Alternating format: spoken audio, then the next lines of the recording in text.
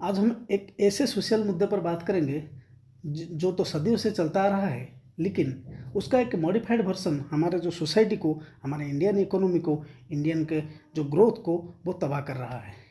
तो उसका नाम है दोस्तों एजुकेटेड अनएम्प्लॉयमेंट। दोस्तों, बेरोजगारी तो होती है, लेकिन एजुकेशन करने बाद, एक ग्रेजुएट होने के बाद कैसे आप लोग बेरोजगारी के शिकार होते हैं, तो उसका कारण क्या है दोस्तों, उसका सलूशन क्या है, हम उसको आगे इस वीडियो पे देख। दोस्तों, आगे बढ़ने से पहले हमको ये जानना होगा, क्या उसको हम अनएम्प्लॉयमेंट बोलेंगे या लैक ऑफ स्किल बोलेंगे। ये बेरोजगारी है या दक्षता का एक अभाव है। दोस्तों, अभी जो मेजर प्रॉब्लम इंडिया में आ रहा है, बेसिकली जो हाई यूथ कैटेगरीज है वो ही अनएम्प्लॉयमेंट का शिकार होता है। दो एजुकेटेड, डिग्री तो ले लिया, ग्रेजुएशन कर लिया, बीटेक कर लिया, इंजीनियरिंग का डिग्री ले लिया, लेकिन फिर भी वो आज अनएम्प्लॉयमेंट की तरह ज़िंदगी जीता है। तो और एक प्रॉब्लम देखेंगे दोस्तों, हमारे जो गांव में, रूरल में ये क्या होता है, ऑर्गेनाइज वे में लोग काम नहीं करते। तो कहीं पे कोई काम मिला, कोई कंपनी में कोई छोटा सा जॉब मिला तो उसको कर लिए, तो वो भी एक अनएम्प्लॉयमेंट का कारण है। और उसके बाद है दोस्तों स्किल मिसमैच होना। लोग डिग्री तो ले लेते हैं, लेकिन जो प्रॉपर काम करने के लिए जो स्किल है वो कहाँ पर भी सिखाया नहीं जाता। इसके लिए भी वो एक अनएम्प्लॉयमेंट का शिकार बन के बैठा है। नहीं तो अगर फिर भी कोई जॉब करता है तो उसको उसमें खुश नहीं लगता, क्योंकि प्रॉपर स्किल नहीं है। वो ऑफिस से, मैनेजर से डांट पड़ती है, जिसका काम क्या है वो आदमी डांटता है। तो ऐसे ही चलता रहता है।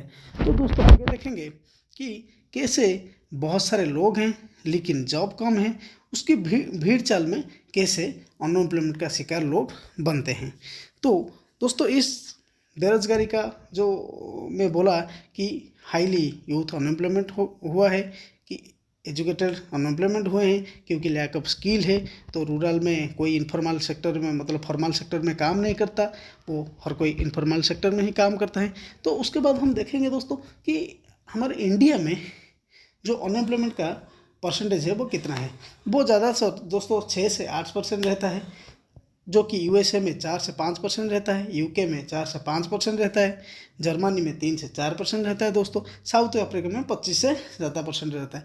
इंडिया में एक एवरेज 6 to 8% का स्लैब अनएम्प्लॉयमेंट का है। तो उसके बाद दोस्तों देखेंगे कि इसकी वजह से हमारे इंडिया के ऊपर, हमारे इकोनॉमी के ऊपर, सोसाइटी के ऊपर क्या नेगेटिव इम्पैक्ट पड़ता है।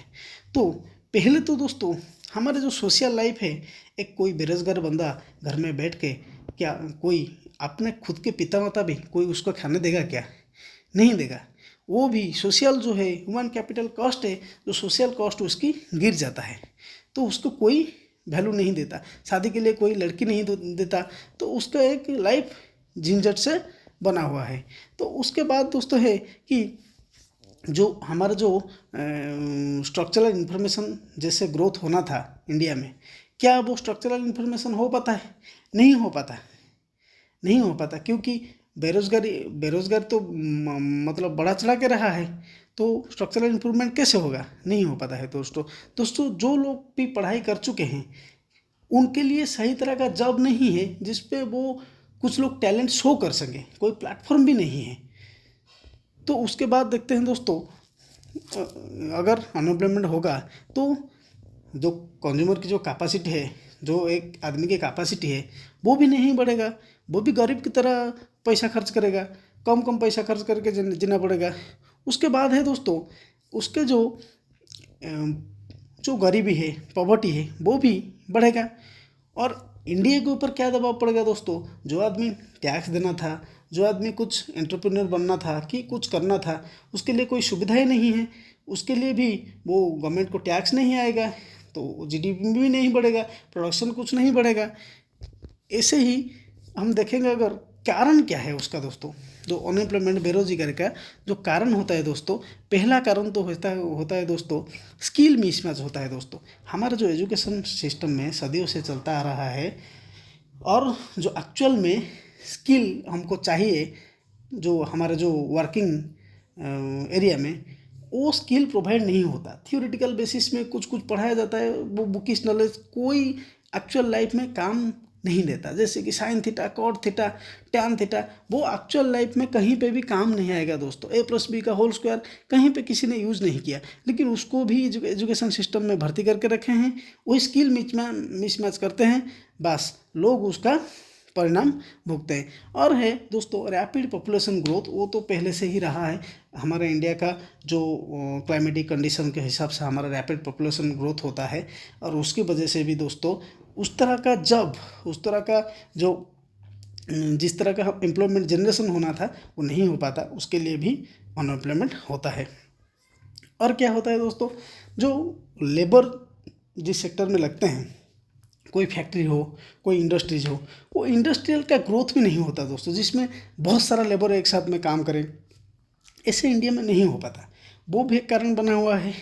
और क्या है दोस्तों, जो अभी क्या आ गया है, ज़्यादातर टेक्नोलॉजी आ गया है। बहुत सारे टेक्नोलॉजी में जो 5 आदमी का काम टेक्नोलॉजी से एक आदमी से कोई कर लेता है, तो भी वो तो बहुत मतलब मिनिमम पोर्शन है, जो कि जब वो सेक्टर को हम ऐसे कर सकते हैं कि लोगों को टेक्निकल नॉलेज देके उनका पावर बढ़ाएगा, क्योंकि मशीन को तो लोग ही चलाएंगे ना, तो उसको भी हम ऐसे कर सकते हैं। तो इनफॉर्मल सेक्टर जो है उसका भी डोमिनेंस है। कोई ऑटो चलाता है, कोई फल बेचता है, कोई वो जो पानी पूरी का ठेका लगाता है, तो कोई कुछ करके ऐसे इनफॉर्मल करके भी वो कमा रहा है, वो भी अच्छा खासा कमा लेते हैं। लेकिन और बहुत सारे छोटे व्यापारी हैं जो भी कमा नहीं पाते हैं, वो अनएम्प्लॉयमेंट का शिकार हो जाते हैं। तो उसके बाद देखेंगे दोस्तों कि उसका सॉल्यूशन क्या है। हमारे इंडिया में पहले उसको देखना पड़ेगा दोस्तों, स्किल जो है वोकेशनल ट्रेनिंग के माध्यम से हो। स्किल जैसे कि कौशल विकास योजना करके एक योजना चला हुआ है उड़ीसा गवर्नमेंट में, जिसमें बहुत सारे आदमियों को स्किल का ट्रेनिंग दिया जाता है। वर्ल्ड क्लास स्किल सेंटर उसमें है, तो उसमें भी स्किल डेवलपमेंट, इस तरह का बहुत सारे प्रोग्राम लाना चाहिए। और प्रोग्राम खाली लाना नहीं चाहिए, वो जो गांव से छोटे शहर से लोगों को उनमें भर्ती करा के कोई सा स्किल उनको उन पे कोई स्किल का डेवलपमेंट होना चाहिए। तो एजुकेशनल रिफॉर्म होना चाहिए दोस्तों। तो एरा वगैरह बहुत सारे चीज़ एजुकेशन आप देखेंगे, बहुत सारे चीज़ पढ़ेंगे जो कि लाइफ में कोई काम नहीं आता, उसको पहले हटाना चाहिए। कोई मतलब जो दक्षता विकास करेंगे उसी हिसाब से एक कोई कोर्स मतलब हमको एजुकेशन सिस्टम में डालना चाहिए। तो मैन्युफैक्चरिंग हो गया, एंटरप्रेन्योरशिप को डेवलपमेंट करना चाहिए, जैसे कि स्टार्टअप इंडिया हो गया, स्टैंड अप इंडिया हो गया, वो सब एंटरप्रेन्योरशिप डेवलपमेंट के लिए गवर्नमेंट जो नया मतलब स्कीम लाया है, उस तरह का एंटरप्रेन्योरशिप स्कीम, खाली स्कीम लाना नहीं दोस्तों, लोगों को उससे जुड़ना चाहिए। उसके बाद ही हमारा जो अनएम्प्लॉयमेंट वो ख़त्म होगा। उसके बाद देखेंगे दोस्तों, जो एग्रीकल्चरल है जॉब है, उसको जो अनऑर्गेनाइज्ड सेक्टर में जितना जॉब है उसको पहले ऑर्गेनाइज करना चाहिए। अभी आप देखेंगे कि जो आप सुने होंगे जोमेटो हो गया, स्विगी हो गया, वो सब जो गिग वर्कर जिसको बोलते हैं दोस्तों, उनका एक मतलब बहुत बड़ा झुंड बन गया है दोस्तों, समाज बन गया है। वो गिग वर्कर उनसे बोलते हैं, ओला उबर ये सब में काम करते हैं दोस्तों। उनको एक ऑर्गेनाइज वे में उनके लिए नया नया नियम लागू होकर तो उनको एक परमानेंट एम्प्लॉयमेंट की तरह ट्रीट करना चाहिए। उस तरह होगा तो जो वर्क सेक्टर में जो डिप्रेशन का शिकार लोग बनते हैं, किसी को देखो तो कोई खुश नहीं है, वो सब ऑटोमेटिक कम जाएगा। तो उसके बाद ही हमारा जो इकोनॉमिक एफिशिएंसी प्रोडक्टिविटी इकोनॉमी में बढ़ेगा, तो इंडिया का कोई ग्रोथ होगा। तो थैंक यू दोस्तों। तो आप लोग इस चैनल से जुड़े, इस तरह का कोई भी सोशल मुद्दा के ऊपर अगर आप जानना चाहते हैं तो मेरे साथ जुड़िए, मेरे चैनल को सब्सक्राइब कीजिए। तो थैंक यू।